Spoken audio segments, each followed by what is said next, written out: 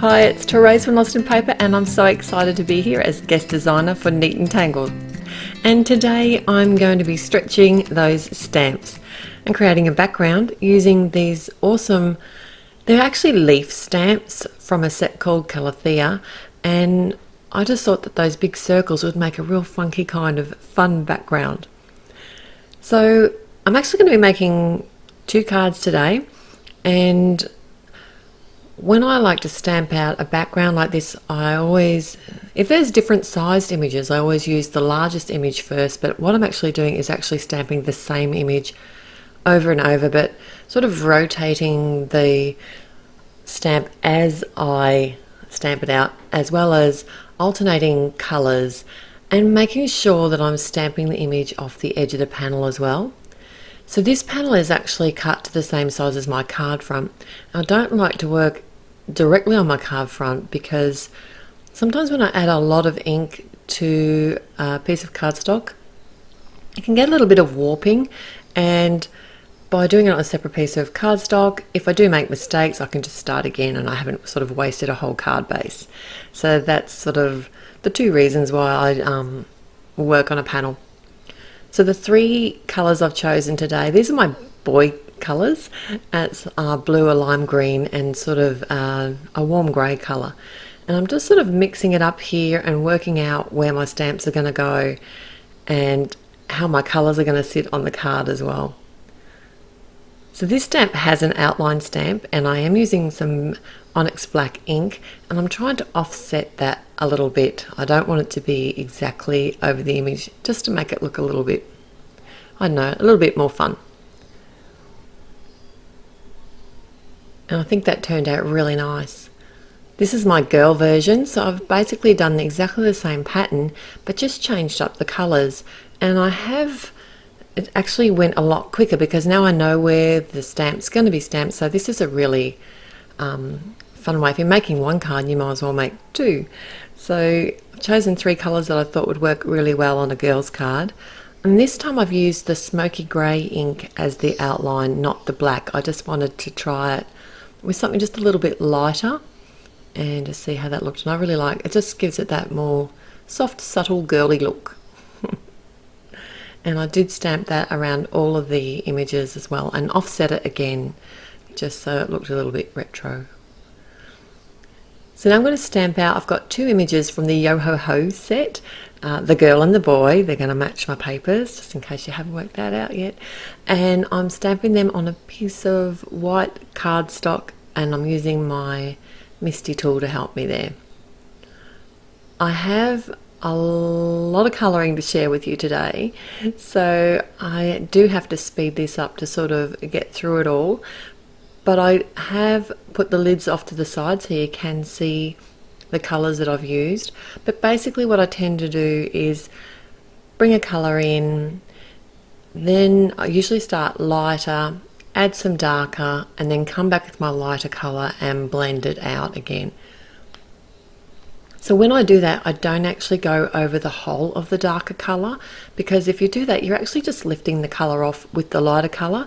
So I sort of pick it up in the middle. You'll see a few areas over the video where you'll watch me do that, and that way you can actually, you're not wasting colour and you can get a nice sort of gradient of colour over the image. So I'm going to leave you with the colouring now, and I'll be back when all of that is done.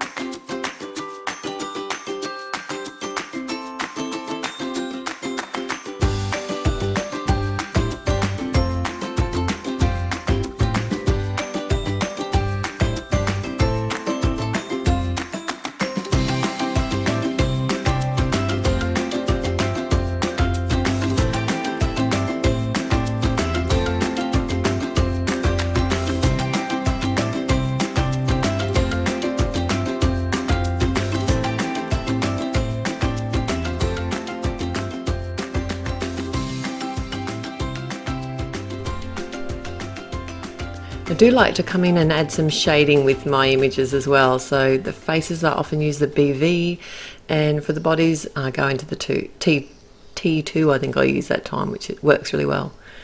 And this is the reason why I use my Misty tool.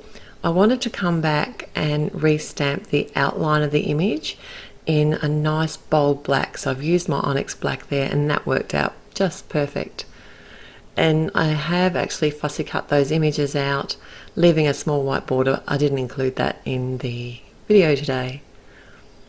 So the sentiment on my boy card is going to be awesome, and I've die cut, this is one of the nice and neat dies, and I've die cut that from some smooth black cardstock and die cut it a second time in some fun foam, and then join them together with some matte medium. And then while that's drying, I'm going to stamp out the sentiments for my girl card.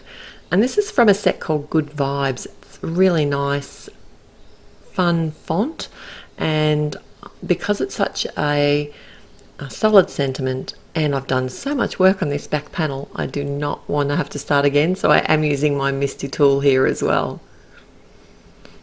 Well, that's probably the best thing about the Misty, isn't it? That you can re-stamp something in exactly the same spot.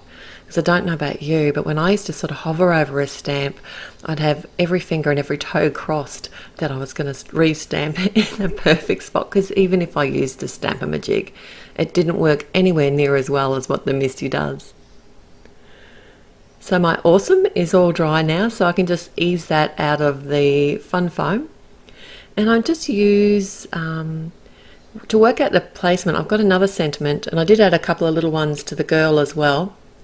And they're from the Yo Ho Ho set as well, and I've just sort of wanted to add the Happy Birthday Awesome here. So I just held things in place to work out exactly where I wanted it, and then I could just stamp that with some Onyx black ink. And I can attach both my panels now. I use my ATG gun to add the adhesive and attach them to top fold cards. So basically I'm using the same layout and keeping it really quite simple, because I want the background and my leaf images, which is what they are, but not now, to be one of the highlights. Alright, so I did add a little bit of matte medium, not too much, behind the word awesome, and just popped up both of my little pirates with some fun foam. This is only a thin This is only a thin foam tape. It's only 1mm high, and they can just sit up above the words. And as a final touch, I did decide to add some gold sequins. These are from the Peacock Feathers Sequin Mix from Neat Tangled, and I'm using my matte medium to add those like they're falling out of her chest. Not her chest, her treasure chest. And that's it for today. I hope you've had a blast. I'll be back again real soon, next Friday in fact, and I'll have another video, and I'll be back at the Neat and Tangled blog. I look forward to seeing you then. Till then, happy paper crafting. Bye.